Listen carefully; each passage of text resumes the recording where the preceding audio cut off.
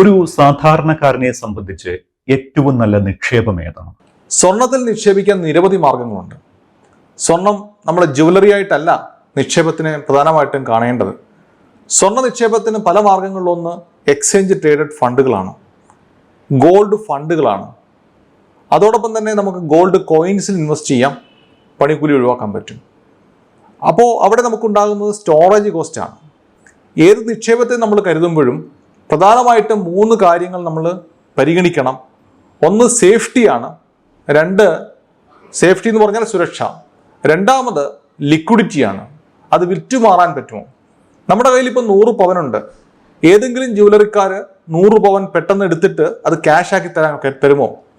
ക്യാഷാക്കി bank അക്കൗണ്ടിൽ തരുമോ? അതും പ്രധാനപ്പെട്ടതാണ്. പിന്നെ മറ്റൊന്ന് റിട്ടേൺ ആണ്. റിട്ടേൺ ഓഫ് ഇൻവെസ്റ്റ്മെന്റ് എന്ന് പറയുമ്പോൾ നമുക്കറിയാം ശരാശരി പണപ്പെരുപ്പം ഇന്ത്യയിൽ വളരെ കുറവാണ്. ശരാശരി പണപ്പെരുപ്പം 7% എന്ന് നമ്മൾ കരുതിയാൽ നമുക്ക് 7% മുകളിലേക്കുള്ള ഒരു റിട്ടേൺ ഓഫ് ഇൻവെസ്റ്റ്മെന്റ് നമുക്ക് കിട്ടണം, എന്നാൽ മാത്രമേ മുതലാവുകയുള്ളൂ. അപ്പോൾ അങ്ങനെ കിട്ടുന്ന ഏതെങ്കിലും നിക്ഷേപങ്ങളൊക്കെ ഉണ്ടോ? അതാണ് നമ്മൾ പരിഗണിക്കേണ്ടത്. ഇപ്പോൾ സ്വർണ്ണത്തെ സംബന്ധിച്ച് ഒരു നിക്ഷേപം എന്നുള്ള നിലയിൽ 8 മുതൽ 9% വരെ ശരാശരി നിക്ഷേപ നേട്ടമുണ്ട്. അതുകൊണ്ട് തന്നെ സ്വർണ്ണത്തെ ഒരു നിക്ഷേപമായിട്ട് കരുതാം. പക്ഷെ നിക്ഷേപിക്കുന്ന രീതി വ്യത്യസ്തമാണ്.